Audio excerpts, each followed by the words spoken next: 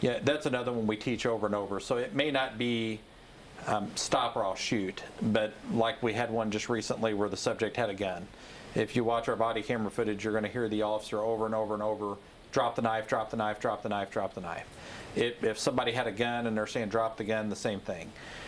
But I'm reluctant to say just a flat out rule on that, because it could be something where a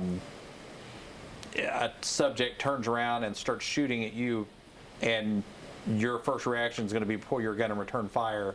You're not going to have that time to say that. But if at all possible, if you've got a chance to warn somebody, yes, that is what we want. And let me look here on what our policy says. So we recommend it. So we're yelling now, stop, drop the weapon, things like that, but it doesn't flat out say we're going to warn you that we're going to shoot before then, if that makes sense. Is that something that has been talked about revising?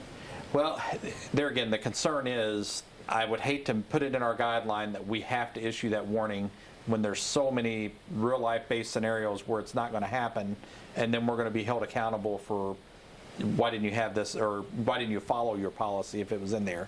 For example, and I don't know if I'm just talking to you more here, not for the camera, but this next press conference you're going to see, and that Phil's doing, a person turns and shoots at our officer. We don't know he had a gun. Our officer has a taser in their hand at the time, and the person shoots the gun at our officer. We return fire with the taser. If our officer would have had a gun, there would have been zero time to say drop your gun. We're just returning fire. So I would hate to make a policy that says you have to give a warning, where then in a situation like that there's no way they can give that warning, and then we're not going to be following our own policy.